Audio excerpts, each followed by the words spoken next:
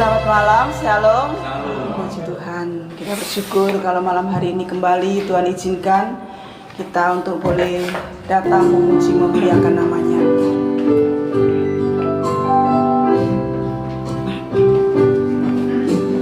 Kaulah Tuhanku, Kaulah Rajaku,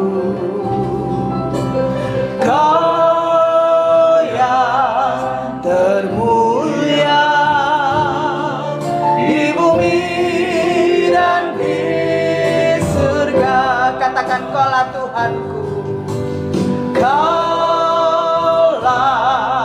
Tuhanku, Kaulah Rajaku, Kau yang termulia di bumi dan di surga. Kita sembah, ku sembah Kau Tuhan, ku sembah Kau Tuhan, ku puji, ku muliakan namamu Yesus. Ku sembah Kau Tuhan, ku sembah Kau Tuhan, ku puji, ku muliakan namamu. Mari jemaat Anda untuk bangkit berdiri. Haleluya, kita katakan Kaulah Tuhanku, Kaulah Rajaku, Kau yang termulia di bumi dan di surga. Ku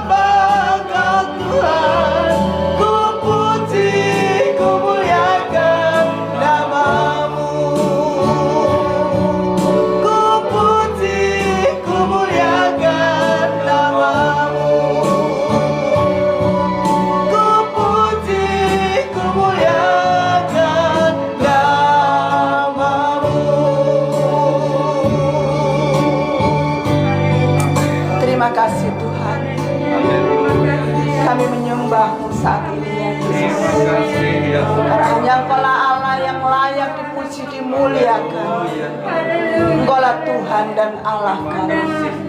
Engkaulah juru selamat kami. Engkau Raja di atas segala raja. Terima kasih Tuhan, terima kasih.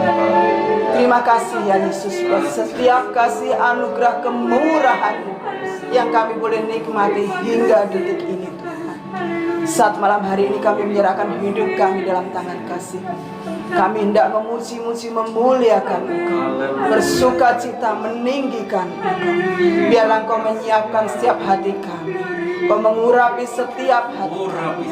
Biarlah sukacita surga memenuhi setiap hati kami. Terima kasih Bapa, Engkau yang mengurapi setiap kami yang hadir saat semalam hari ini.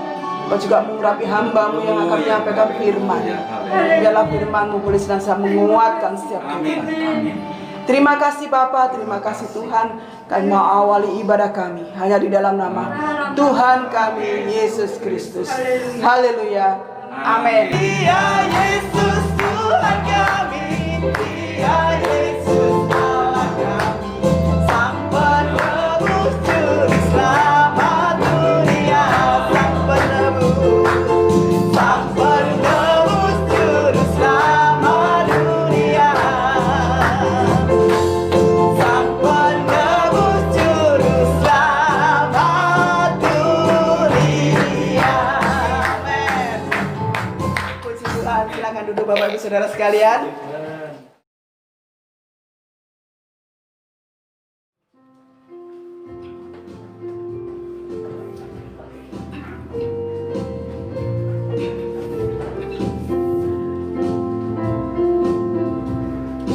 Kita sudah bergema, lahir Raja mulia, damai dan sejahtera turun dalam dunia.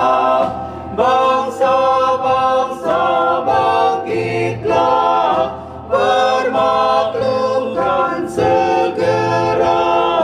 Kabar baik cemerlang, lahir Kristus Sang Terang. Kita sudah bergema, lahir Raja mulia.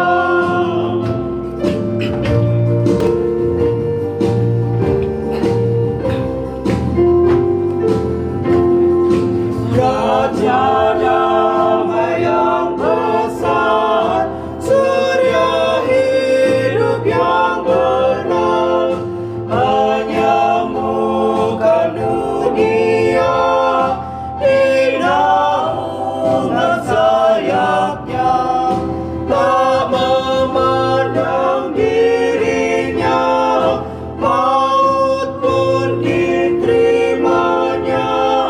Lahir untuk memberi hidup baru abadi. Kita surga bergema, lahir Raja mulia. Kita surga bergema, lahir Raja mulia.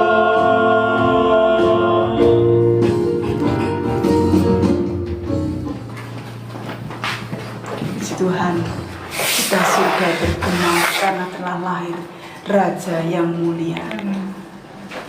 Biarlah kita menyiapkan hati kita untuk kita boleh menerima firman-Nya. Karena firman itu telah menjadi manusia, Dia tinggal bersama-sama dengan kita. Firman jadi manusia, diam di antara kita. Ada hidup terang bagi manusia, Engkau datang bagi kepunyaanmu, Yesus. Yesus Kau juru selamatku. Ku akui Kau Tuhan.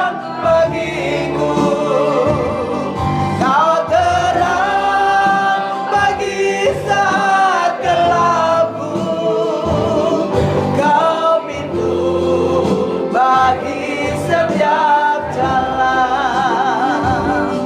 Yesus, Kaulah juru selamatku. Ku akui Kau Tuhan bagiku, seterang pagi saat gelapku. Kau pintu bagi setiap jalan. Kau pintu bagi setiap jalan. Kau pintu bagi setiap jalan. Waktu selanjutnya kami serahkan kepada Bapak Andoko untuk menyampaikan firman Tuhan.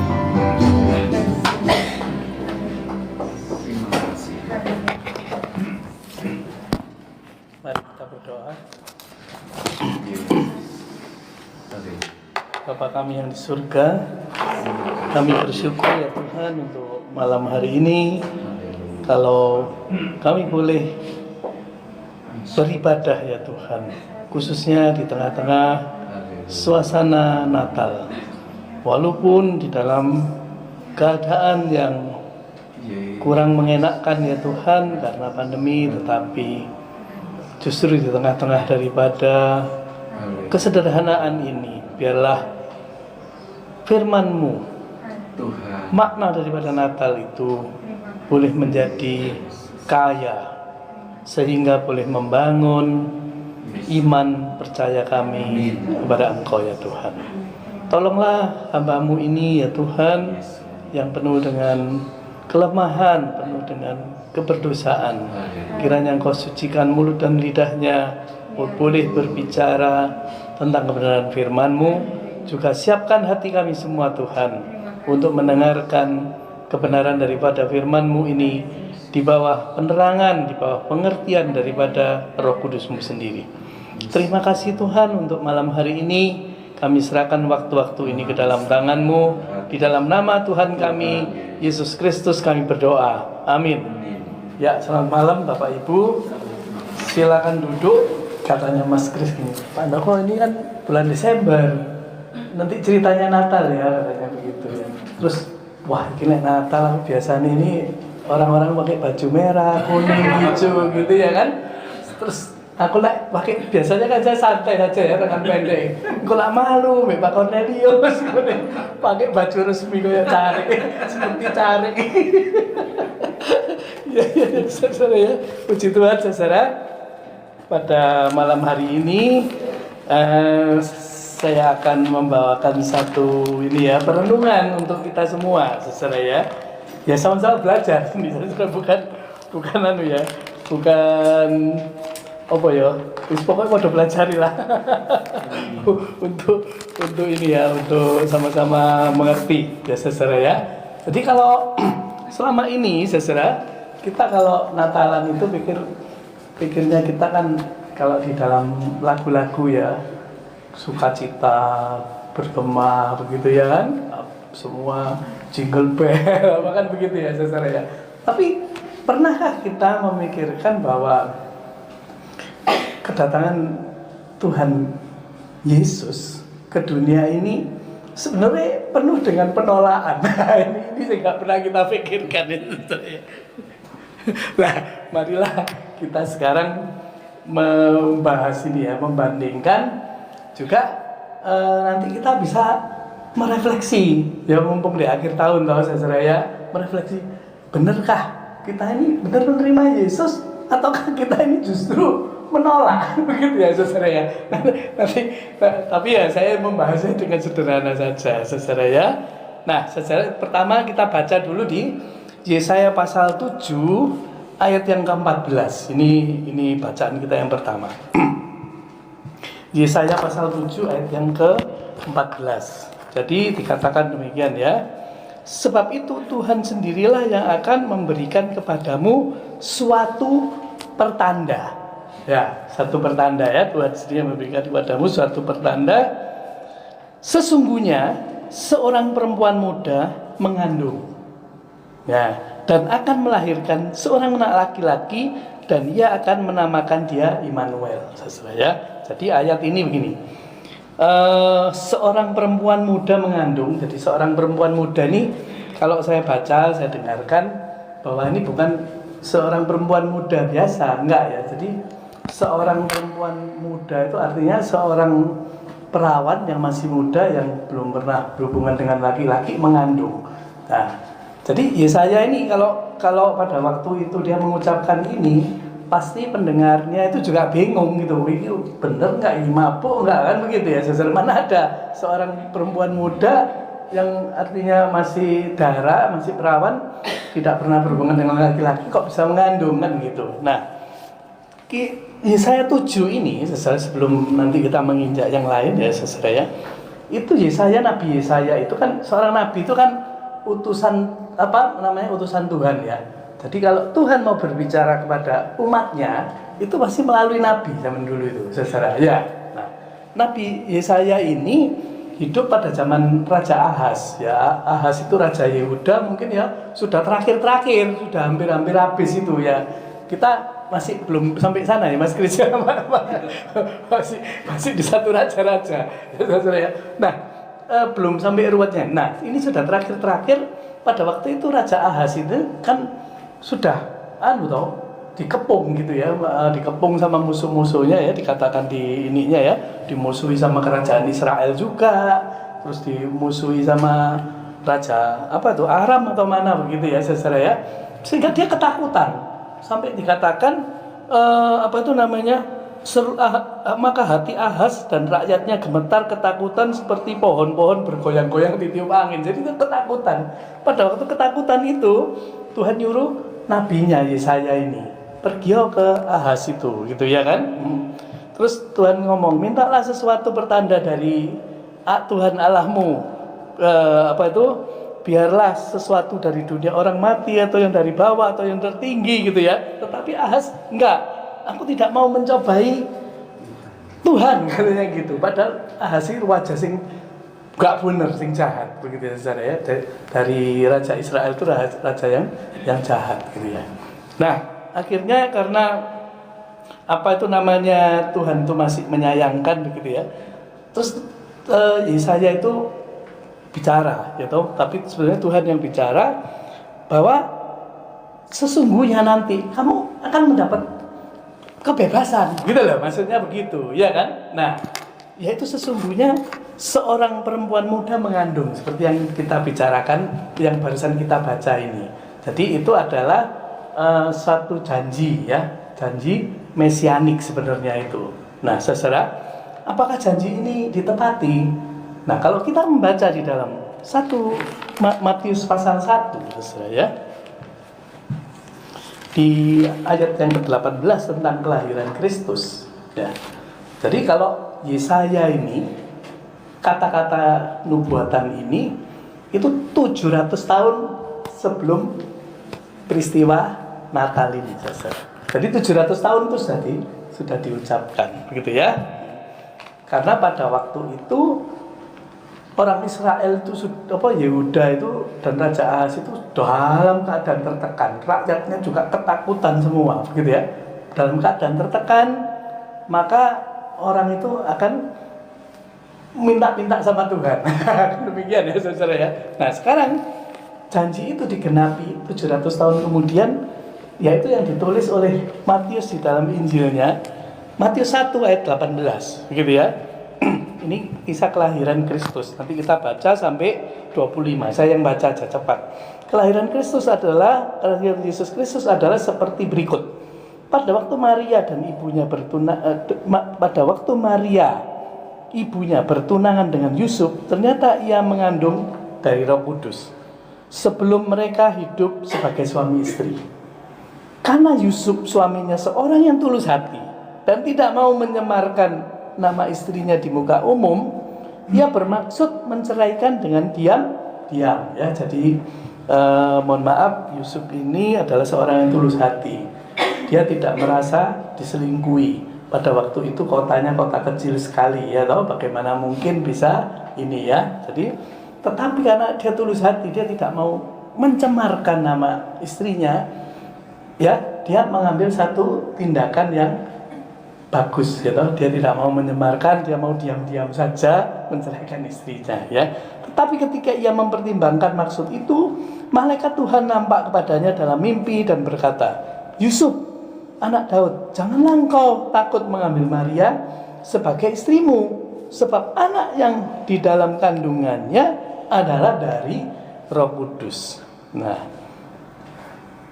ia akan melahirkan anak laki-laki dan engkau akan menamakan dia Yesus, karena dialah yang akan menyelamatkan umatnya dari dosa.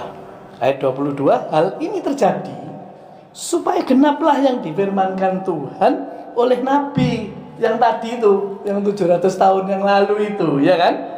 Sesungguhnya anak darah itu akan mengandung dan melahirkan seorang anak laki-laki, dan mereka akan menamakan dia Immanuel, seperti yang tadi kita baca, ya, 7 ayat 14, ya kan? Yang berarti Allah menyertai kita. Sesudah bangun dari tidurnya, Yusuf berbuat seperti yang diperintahkan oleh malaikat Tuhan itu kepadanya. Ia mengambil Maria sebagai istrinya, tetapi ia tidak bersetubuh sampai ia melahirkan anaknya laki-laki, dan Yusuf menamai dia Yesus. Ya, saudara ya. Jadi artinya pada zaman 700 tahun yang lalu, Yehuda itu dalam keadaan tertekan. Pada zamannya Yesus lahir ini, bangsa Israel itu juga dalam keadaan tertekan sebenarnya, begitu ya. Karena saudara jangan membayangkan orang Israel itu wah hebat, begitu ya saudara ya. Padahal asli nih sebagai suatu bangsa, ya, yang dikatakan bangsa pilihan Tuhan, gitu. Itu sebenarnya ya gambaran daripada awak dewi, gambaran dari kita semua ini. Banyak gak bener nih, saudara. Jadi siapapun, gitu, mulai dari Saul sampai Daud, yang di hebat-hebat, no, kalau diteliti, wah, welek juga saya kira. Apalagi raja-raja setelah itu, gitu, saudara ya. Wah, gak karu-karuan perang-perang begitu, saudara. Nah, zamannya kelahiran Yesus ini sama. Jadi setelah sekian ratus tahun itu ya, karena demikianlah bangsa Israel itu sampai kerajaan itu hancur, saudara ya. Jadi kerajaan utara, kerajaan Israel itu tahun keberapa gitu sudah hancur, ditawan di Asyur, dijajah oleh bangsa Asyur.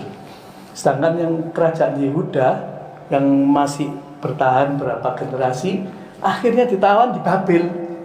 Nah, semua ini jadi tawanan, ya kan? Sampai ada masa kekelaman 400 tahun. Akhirnya bangsa Israel itu mikir, apa goro-goro aku menyembah berhala, apa berzina dan lain-lain macam-macam. Akhirnya selama 400 tahun mungkin ya, itu saudara, maka mereka itu mengembangkan Taurat itu sedemikian rupanya. Ini ya, sampai diperwedeli Taurat itu. Hidupnya suci. Akhirnya juga apa? Akhirnya Tauratnya yang menjadi berhala, balik, begitu ya kan? Nah, pada waktu kelahiran Tuhan Yesus ini, saudara, maka sebenarnya kalau kita melihat hal ini ya, saudara ya, maka yang pertama coba ya, kelahiran Tuhan Yesus ini diterima apa enggak sih? Sukacita apa enggak toh? Hah? Enggak toh? Gurung-gurung waktu mau lahir itu aja cari tempat penginapan nggak ada. Berarti kan sudah satu penolakan. Betul lah saudara ya. Di mana? Yang tidak ditolak itu di mana? Gitu ya. Sehingga apabila nanti kita jelaskan lagi ya saudara ya, kita baca satu bacaan lagi di dalam Yohanes pasal 1 ayat yang ke-11 ya. Kalau saudara saudara buka Alkitabnya ya. Yohanes 1 ayat 11. Ia datang kepada milik kepunyaannya. Tetapi, nah ini lihat, orang-orang kepunyaannya itu tidak menerima. Jadi Natal itu bukan sesuatu yang seperti kita pikir hari ini, waduh, seneng kabeh. Enggak ya, ternyata saudara, Tuhan Yesus itu penuh dengan penolakan, ya kan? Nah, padahal saudara, kan sekarang kan begini ya. Sekarang kan kalau kita ini di dalam situasi sulit, 700 tahun sebelum Yesus, situasi sulit, orang mengharapkan satu pertolongan. Allah yang begitu berkuasa itu menjanjikan satu keselamatan, betul nggak? Menjanjikan satu pembebasan. Pada zamannya Yesus lahir, bangsa Israel itu dijajah oleh Romawi, dijadikan budak, pokoknya tidak ada enaknya hidup itu, ditekan di ini. Dia tuh mengharapkan apa? Janjinya itu loh, janjinya Tuhan akan membebaskan, dicekli terus ini janjinya, ya kan? Jadi dia mengharapkan toh, tetapi pada waktu Mesias itu diberikan, ditolak. Buktinya Tuhan Yesus disalib, no? Akhirnya toh diterima apa enggak sebenarnya? Tidak diterima loh. Jangan salah, saudara. Itu menggambarkan hidup kita ini, ya saudara ya. Berapa banyak kita ini nek wayah susah, ngowet tuh rek, sembayangnya ngowet tuh, sampai senduku nek iso itu malah, maaf loh ya, bukan ini sing kapalen, dengkule sing kapalen, saudara ya kan. Tuhan tolong. Begitu kita ditolong oleh Tuhan, diberkati, sudah mulai enak. Benarkah kita tambah sembahyang, kita menggedu? Nah, apakah saudara ini seperti ini itu kalau kita mengadakan peringatan Natal ini, apakah seperti ini menerima Yesus itu? Waduh loh, kita ini sama loh. Kita sebenarnya juga sering-sering itu menolak Yesus. Kenapa? Pada waktu kita diberkati, kita malah lupa. Nek kita susah saja, itu kita cari Tuhan. Begitu Tuhannya datang, berkatnya datang, kitanya yang menolak Tuhan ini. Betul lah saudara ya. Nah, sekarang ya apa sih Pak kok menolak Tuhan itu piye sih gitu kan? Nah, sekarang kita kan sudah baca tadi ya di dalam 1 Yohanes 1 tadi saudara-saudara ya.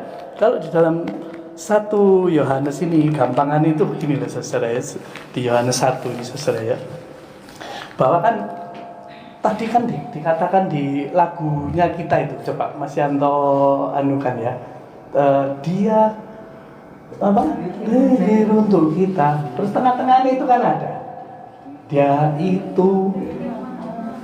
itu adalah firman Allah. Itu seperti yang tertulis di dalam Yohanes 1, saudara ya. Pada mulanya adalah firman. Firman itu bersama-sama dengan Allah, dan firman itu adalah Allah. Firman itu adalah Allah.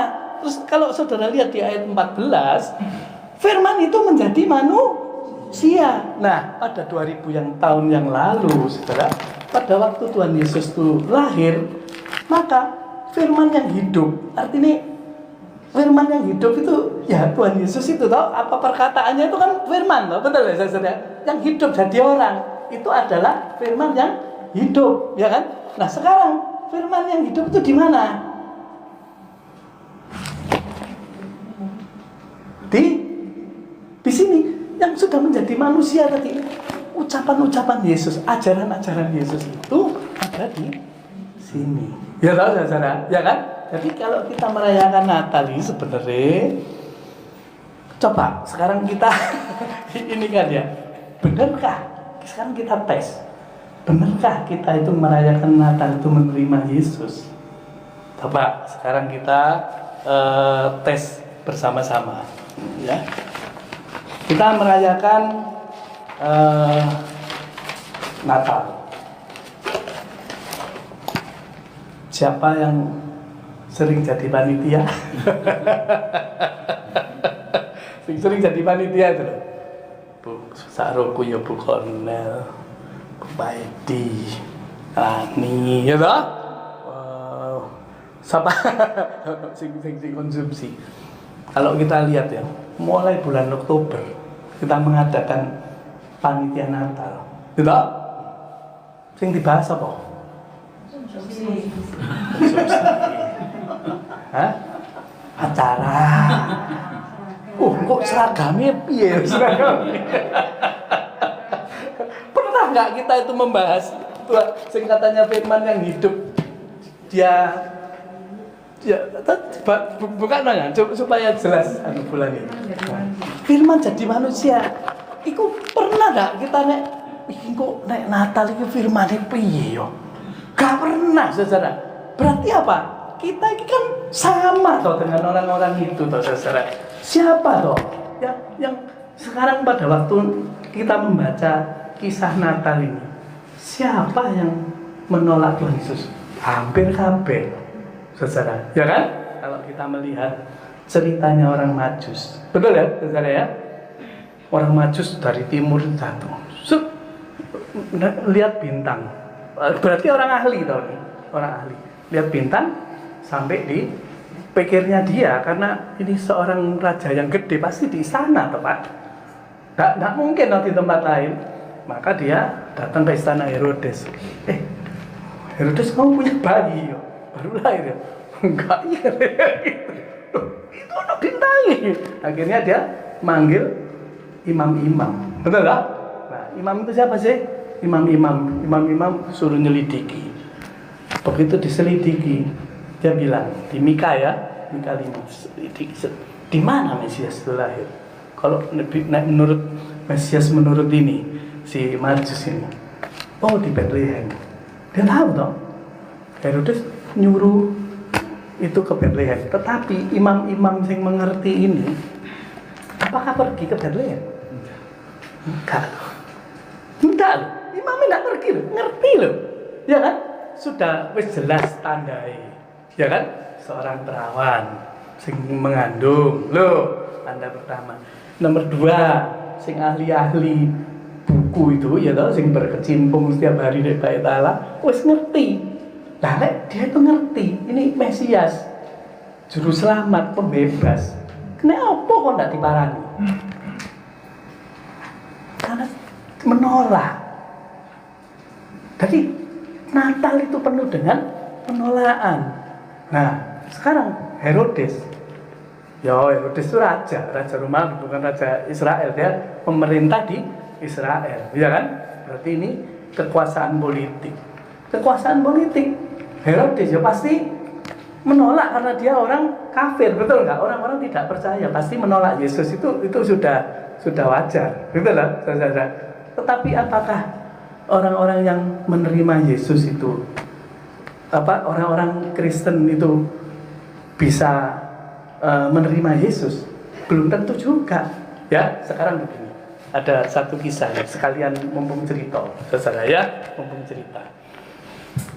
Jadi kalau pada perpolitikan, apabila pemimpin, rajanya, presidennya, dia itu bukan Kristen, tentu saja dia menentang Kristen. Betul ya? Wajar kan? Ya kan? Apakah kalau dia itu Kristen, terus kemudian menjadi Kristen beneran, itu satu hal yang patut dipertanyakan. Ini ada contohnya. Jadi sekarang setelah Herodes ini menjadi ini ya, dia tidak Kristen, maka dia menindas orang-orang Israel. Oke. Selang sekitar 400 tahun kemudian, 300-400 tahun kemudian, saudara ya, maka Raja Romawi ini tadi berubah, ada satu yang Kristen. Gitu ya, ada satu yang Kristen. Akhirnya agama Kristen itu menjadi agama negara. Semua dikristenkan. Nah, otomatis sekarang misalnya ya, kalau omong kosong nih, misalnya presiden kita itu Kristen, taat gitu ya kan, saudara ya. Kira-kira menteri-menteri ini melok Kristen dong bagiannya kan. Sekarang saja lah ya, misalnya kan kita karena kita mayoritas Muslim ya, ada orang-orang Kristen yang karena jabatan juga dia pindah ke agama, ya kan saudara-saudara, ya kan. Sebaliknya, ini kan perumpamaan pada zamannya di Romawi, di zamannya Yesus setelah 400 tahun, lebih kurang 400 tahun, 300 sekian tahun, itu ada satu kaisarnya itu dia Kristen, gitu ya. Sehingga akhirnya terubah semua menjadi agama negara Kristen itu. Nah, kalau Kristen sudah menjadi agama negara, pegawai negeri ini apa? Kristen. Rakyatnya Kristen, ya kan? Sehingga kira-kira orang Kristen pada waktu itu hebat gitu kan? Aslinya ya enggak juga, karena dia banyak Kristen KTP karena jabatan, gitu ya kan? Nah, akhirnya saudara,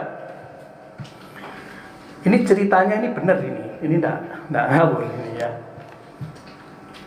Pada waktu itu wis jadi Kristen kabeh. Kenapa kok buktine Kristen KTP?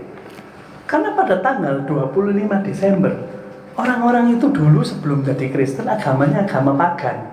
Agama menyembah dewa matahari. Saturnalia atau apa gitu ya. Ada upacara-upacaranya. Seminggu sebelumnya ada perayaan, ada ritualnya apa. Itu menyembah dewa matahari karena dewa matahari itu lahirnya dikatakan tanggal 25 Desember. Begitu loh saudara. Ya. Nah, mereka itu walaupun sudah Kristen, berminggu yang gereja, melok pelayanan, ya toh?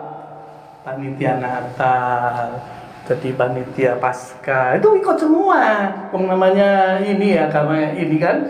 Tetapi naik 25 Desember, mereka itu balik lagi mengikuti upacara hari kelahiran Dewa Matahari. Balik mana? Gitu loh saudara. Nah, artinya apa?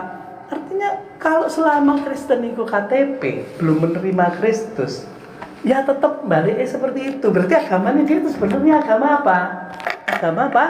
Pagan. Padha mbek awak dhewe to, Pak. Misalnya saya sing keturunan Chinese gitu ya. Iku nek gak nyang kelenteng mbambahe dhewe cilik-cilik diwedeni apik gak nyang kelenteng ngene ya to. Kemudian pula bapak-bapak ibu yang berlatar belakang kejawen apa-apa nek buka toko gak siram-siram apa baju garam dan lain-lain. Ini Kristen apa piye kan begitu kan. Nah, sama seperti ini ya saudara. Wong sama kaisar itu justru kalender dipusatkan kepada Kristus sehingga akhirnya menjadi tahun Masehi, betul lah. Sebelum itu bukan tahun Masehi. Jadi zaman dulu itu tahunnya itu menganut tahun berdirinya kerajaan Roma gitu ya. 10 tahun sebelum kerajaan Roma, 5 tahun sebelum kerajaan Roma. Terus diganti. Sekarang diganti penanggalan itu. Harus berpusat kepada kelahiran Kristus. Makanya namanya sampai hari ini bahwa penanggalan itu menjadi before Christ atau tahun Masehi. Tahun Masehi itu ya, sebelum Masehi.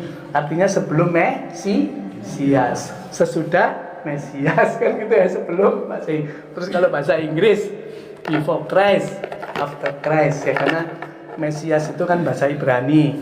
Kalau Kristus itu bahasa Yunani kan begitu, bahasa Inggrisnya Christ kan gitu ya saudara. Nah, jadi akhirnya Kristus ini menjadi, coba bayangkan penanggalan aja itu menunjukkan bahwa Allah ini memang berdaulat atas seluruh dunia.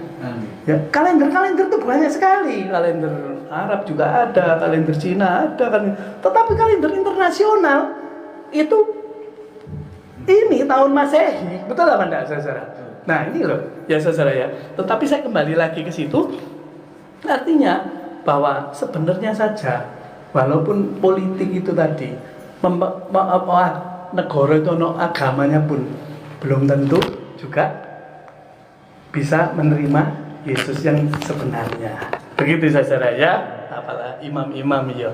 Nah, apakah semua rakyat pada waktu kelahiran Yesus itu juga bisa menerima bahwa ini benar-benar Mesias, padahal dia ini tertekan? Juga enggak juga. Kenapa? Semua menolak. Kenapa? Karena semua itu adalah berdasarkan keinginannya masing-masing, seleranya masing-masing. Aku tuh bisa menerima Mesias bukan yang lahir di kandang. Bukan, tetapi saya tuh kepengen Mesias iku sing bisa membebaskan saya dari penjajahan ini. Jadi itu harusnya seorang jenderal yang gagah perkasa, yang punya mahkota, punya pedang sing gede, gak ono sing wani orang Roma, itu karpe dewe, gitu loh saudara. Jadi menerima Yesus itu tidak bisa sak karpe dewe. Jadi Natal itu penuh dengan penolakan. Begitu kira-kiranya, ya saudara ya. Jadi kita ini suka ini loh ya. Apa semua itu nggak salah ya toh ya, sampai pernah terjadi loh. Saudara mungkin nggak tahu ya, mungkin saudara pasti nggak ingat atau anu ya. Saya sih ngalami karena saya di gereja Isa Al-Masih ini sejak tahun pira ya, lupa ya. Sudah tahun 90-an lah kira-kira itu ya kan gitu ya tahun. Pernah pada saat itu kan kita ini masih senengannya band-bandan gitu ya, masih seneng musik gitu saudara ya. Nah, satu hari kita tuh ngadakan Natalan tuh meriah banget saudara di gereja tuh. Wah, saya ingat ya, gereja itu dihias di gereja kita yang di Darmo itu kan ono salib gini ta ya, saudara-saudara ya kan, dihias. Wah, dikuambari kayak menjangan. Wih, sampai gerenjeng apik gitu saudara. Meriah banget. Selesai, wah meriah pokoknya. Setelah lagu-lagu band ini wah bagus. Terus menino selesai Natal dikritik. Natalan kok mono gini ya loh, gitu kan. Terus tahun depan, nah, karena dikritik, panitia ganti kabeh. Kita mengadakan Natal yang sunyi senyap. Jadi nganggo gitar, gak oleh gak pakai ini listrik. String akustik wae harus peteng wae ngene wae cetrek di situ ngene ya loh. Meriah salah.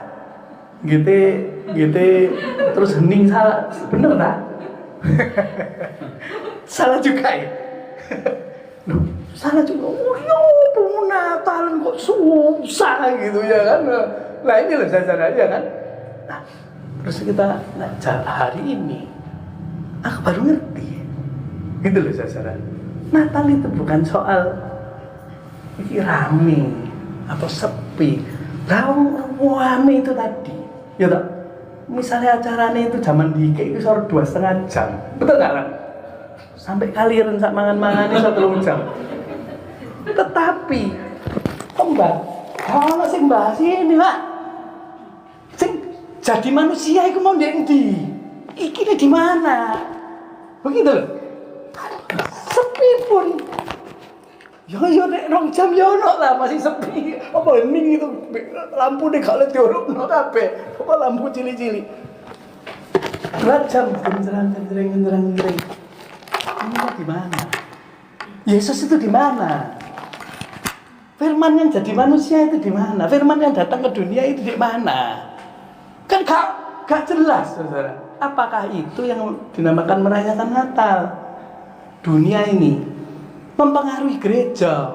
Coba sekarang ya toh, ada 2000 tahun yang lalu, ya Natal misalnya di sini ini, ya tahun-tahun pertama mungkin melencengi didik ini, tambah suwe akhirnya kan waduh melencengnya ini saudara. Kita ini dibawa kepada gemerlapnya dunia. Coba sampai masuk di dalam hal bisnis, ekonomi, ya toh. Wajah Natalan, waduh kesel apa macam dimasukkan jadi satu momen, bukan Natal itu bukan lagi ini. Lah kalau seperti itu sama dengan kita itu gak ubah ya dengan orang Israel yang menolak daripada kehadiran daripada Yesus. Sama sebenarnya. Begitu loh saudara. Loh, wes ya sudah ini imam-imam ya salah, Herodes tadi raja ya salah, rakyat ya salah. Bapak Ndoko ini ngomong ket mau lu 1/2 jam kok salah kabeh piye? Salah tok ini terus gimana? Kalau begitu bagaimana orang sing menerima Yesus itu bagaimana? Kan begitu tak pertanyaan itu saudara. Lha iki keliru ya. Sebarang keliru ya. Siapa yang menerima Yesus itu? Ternyata kalau kita pelajari ya. Coba sekarang ya. Yang jelas pada waktu diceritakan di Lukas itu berita gegap gempita itu tadi apa lagunya apa Bu? Kita surga bergema, itu ditujukan kepada gembala. Justru kepada gembala. Nah, gembala itu adalah orang-orang yang sudah menurut hukum. Nah, menurut hukum itu seorang buangan. Karena kerja niku wis ra ono sing gelem ya, megang kulit pokok kerjane najis. Itu orang-orang yang terbuang gitu ya kan. Justru kita surga bergema itu justru kok kepada gembala-gembala ini, kepada orang-orang yang tidaklah layak, kepada orang-orang yang tidak layak gitu. Oh, lek ngono susah ya ikut Tuhan ya. Cuma datang kepada orang yang tidak layak. Apakah demikian? Ternyata enggak juga, saudara ya. Orang yang pintar, tentu saja dia gak cukup pintar toh, nek soge juga enggak mungkin. Bahwa orang Majus itu, segerombolan orang Majus itu adalah pasti orang bijak, dikatakan orang bijak itu dari jauh yang punya ini, ya kan saudara, ya kan, yang punya kepintaran, punya pengetahuan yang tinggi, begitu kan? Karena zaman itu ilmu itu bukan matematika tok ya, ilmu perbintangan, ilmu apa itu, dia tuh bisa digiring dengan kuasa Tuhan, itu dia bisa digiring melalui wahyu umum dulu ya mungkin ya, digiring dia bisa menuju ke arah Kristus ini. Akhirnya apa saudara? Orang kaya ini tadi, orang pintar ini tadi, begitu ketemu, pasti itu hatinya itu luar biasa saudara, ya kan? Nah, pada waktu hatinya luar biasa itu dia mempersembahkan loh, pemberiannya itu sing tidak main-main, ya kan? Pemberian yang terbaik yang diserahkan kepada Tuhan Yesus. Dia menyembah terus memberikan persembahan. Nah, kalau di sini artinya, saudara ya, kalau kita kembali lagi kepada Alkitab kita ini, maka kenapa Alkitab kita itu firman Tuhan ini kalau dibahas ini menjadi firman yang hidup? Karena jelas-jelas dikatakan di dalam pengajaran daripada Tuhan Yesus, firman yang hidup tadi itu ya, pengajarannya itu adalah berbahagialah orang yang miskin. Miskin ini bukan miskin gak punya ini, bukan saudara. Orang yang selalu merasa aku gak layak, aku tuh miskin rohani. Kebalikannya itu orang yang kaya rohani itu kayak orang Farisi. Ini hukum saya yang menguasai. Wong liya kok oleh maca iki, aku tok. Gitu kan? Sing bisa mengartikan saya. Kita harus nurut ini pokoknya ini. Nah, kalau Tuhan Yesus ngajari enggak? Berbahagialah orang yang miskin di hadapan Tuhan. Artinya dia tuh benar-benar orang yang rindu akan kebenaran firman Tuhan. Coba sing diajarkan di sini, ya kan? Kenapa dunia itu menolak? Karena dunia itu pengajarannya berbeda sekali, berlawanan dengan kebenaran firman Tuhan Yesus yang ngajarkan. Kalau dunia tadi wong kok mesti guaga gitu, Tuhan Yesus ngajari tadi orang yang rendah hati saja. Kan sudah berbeda. Oleh sebab itu sangat menolak, sangat berlawanan, menolak. Tidak ada orang dunia itu. Kalau orang, jadi bukan soal kaya atau miskin, bukan orang tadi itu gembala kok banding orang Majus, bukan di sananya. Tetapi dua-dua ini mempunyai satu kerendahan hati, satu merasa, yo, walaupun aku nih sehebat, wis jalan dari sana, aku ngerti segala sesuatu. Memang ini yang lahir ini adalah Tuhan yang patut aku sembah. Nah, pada waktu gembala-gembala, begitu dia ketemu Yesus, ya kan? Langsung hatinya itu bergembira. Tuh, saudara-saudara, ya kan? Karena apa? Kalau kita nuruti apa yang diajarkan Tuhan Yesus, pastilah kita itu gak gampang ceblok. Justru karena kita itu gak iso jalani ini, makanya kita nih gampang ceblok.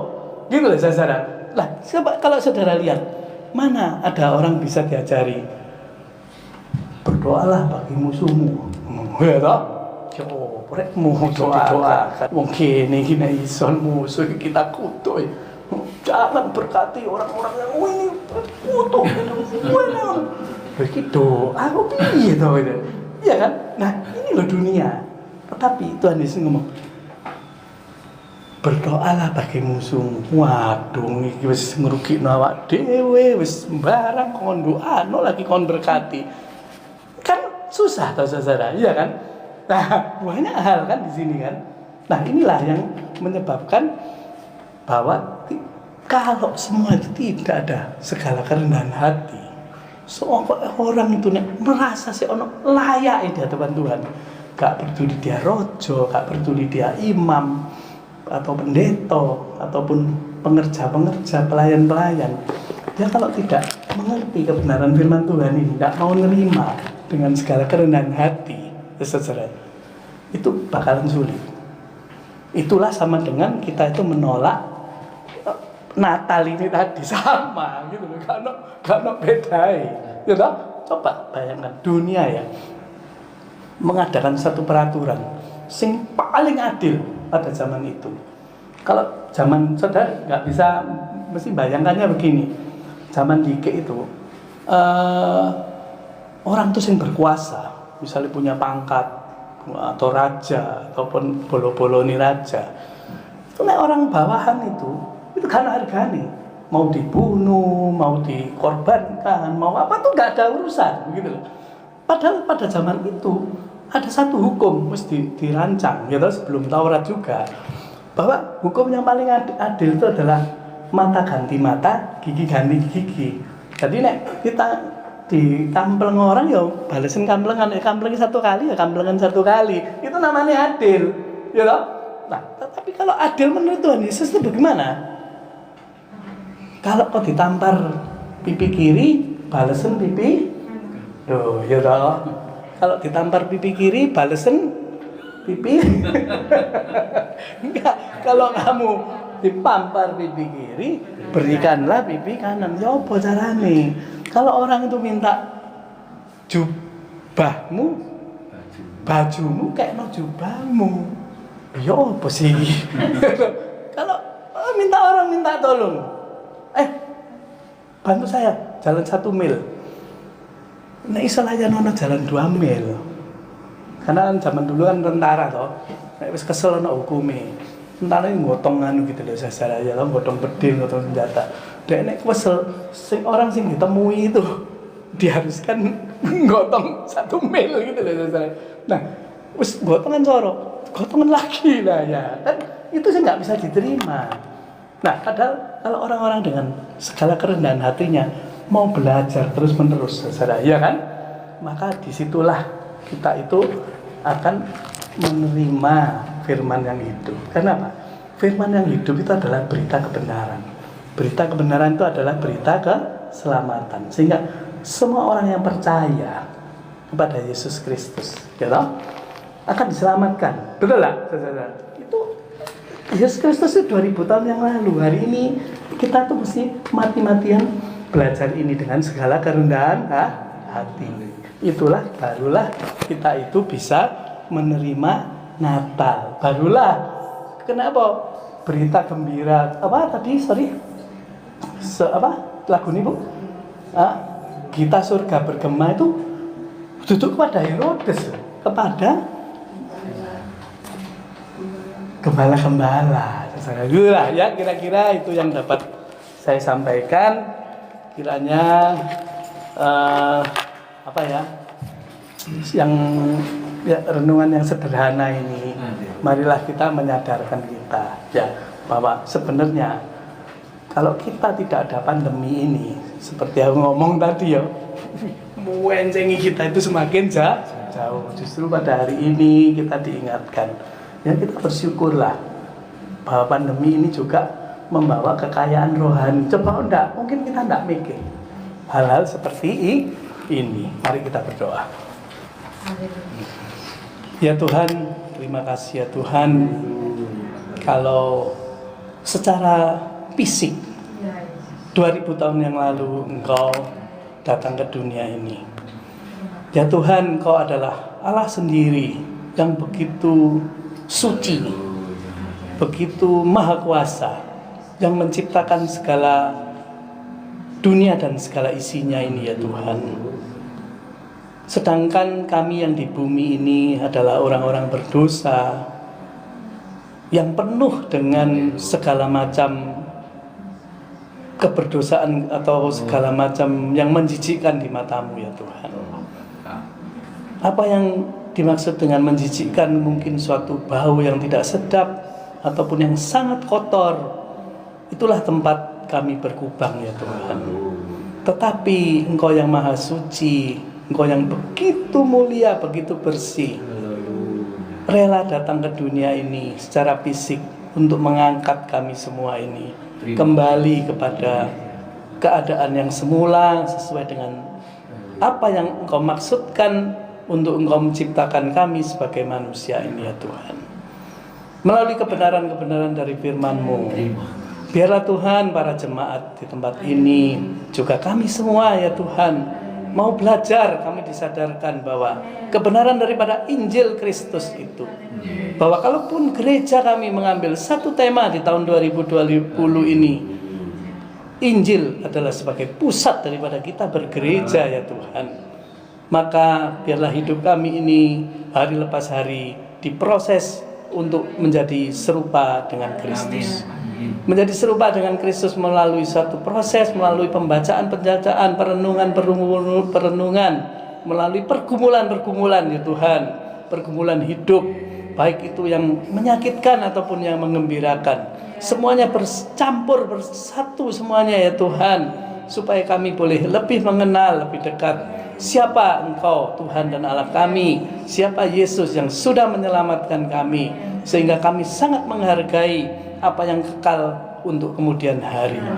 Terima kasih ya Tuhan untuk malam hari ini. Biarlah kami semua semakin hari semakin dekat kepada Engkau melalui pengajaran-pengajaran, melalui kebenaran firman-Mu.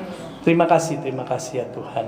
Biarlah Tuhan Natal pada tahun ini menggugah hati kami semua untuk kami boleh lebih mengerti. Justru di tengah kesulitan ini kami lebih mensyukuri berkat-berkat rohani yang daripada Engkau. Di dalam nama Tuhan kami Yesus Kristus kami berdoa. Amin. Selamat malam Bapak Ibu. Tuhan memberkati. Ucapkan selamat Natal dan Tahun Baru. Ya, we wish you a Merry Christmas and Happy New Year. Mari kita akhiri, kita bangkit berdiri, saudara. Ya Tuhan, kami bersyukur. Sungguh indah persekutuan kami pada malam hari ini, ya Tuhan. Memang kami menyelenggarakan dengan sesederhana mungkin, tetapi biarlah pada malam hari ini, ya Tuhan, Engkau sendiri menyatakan dirimu, siapakah Engkau ya Tuhan, dan itu pun mengingatkan kepada kami siapakah kami yang hadir pada malam hari ini ya Tuhan. Kiranya Tuhan Engkau memberikan kepada kami satu hikmat yang berlebih-lebih ya Tuhan hari lepas hari. Engkau berikan kepada kami Roh Kudus-Mu untuk selalu menuntun kami, penyertaan-Mu untuk membimbing kami semua ya Tuhan. Karena selama tahun 2020 kami telah lalui ya Tuhan dengan segala liku-likunya ya Tuhan, dengan segala naik turun, segala pasang surut sudah kami alami. Kiranya Tuhan semuanya ini boleh kami merenungkan di akhir daripada tahun ini. Bukan kami melupakan, tetapi kami haruslah merenungkan ya Tuhan. Karena kami ini adalah anak-anak-Mu yang hidup kami ini tergantung kepada Engkau saja. Sehingga Tuhan, kalau pada malam hari ini kami boleh merenungkan sepanjang tahun kehidupan kami akan mengerti siapakah Tuhan yang kami sembah, siapakah Yesus. Kiranya Tuhan semuanya ini boleh dengan segala kerendahan hati kami mau mengikut kepada Engkau ya Tuhan. Juga Tuhan kami berdoa pada malam hari ini, kalaupun kami percaya bahwa tahun 2020 sudah akan melalui ya Tuhan, kami tetap percaya, kami tetap berpegang teguh pada kebenaran firman-Mu bahwa tahun depan Engkau pun akan lebih menyertai kami lagi ya Tuhan. Berilah kami hati yang setia, berilah kami hati ya Tuhan untuk tetap kuat mengikut kepada Engkau ya Tuhan. Apapun ya Tuhan kami tidak tahu di tahun 2021 yang terjadi, tetapi kami sebagai anak-anak Tuhan, kami tahu Engkau adalah Tuhan yang begitu setia kepada kami semua. Engkau begitu murah hati kepada kami semua. Engkau adalah Allah yang begitu kasih kepada kami, anak-anaknya ya Tuhan. Terima kasih ya Tuhan untuk Engkau memberikan kekuatan iman kepada kami. Sekarang Tuhan, kami akan berpisah satu dengan yang lain. Kami percaya bahwa hikmat Tuhan, pertolongan Tuhan, penyertaan-Mu akan damai sejahtera-Mu menyertai kami semua sampai kami pulang ke rumah dengan membawa sukacita yang daripada surga. Terima kasih Tuhan, di dalam nama Tuhan kami Yesus Kristus kami berdoa. Amin. Selamat malam.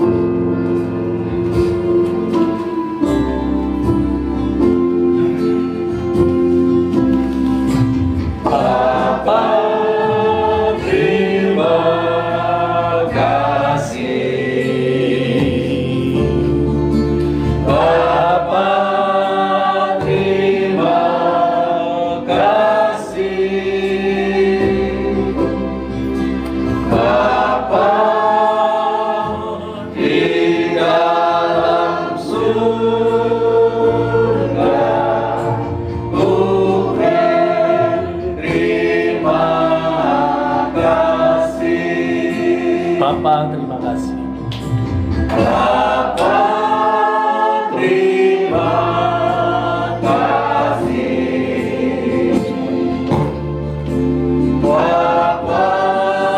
terima kasih. Bapa, di dalam surga, terima kasih. Amin. Selamat malam, Tuhan memberkati.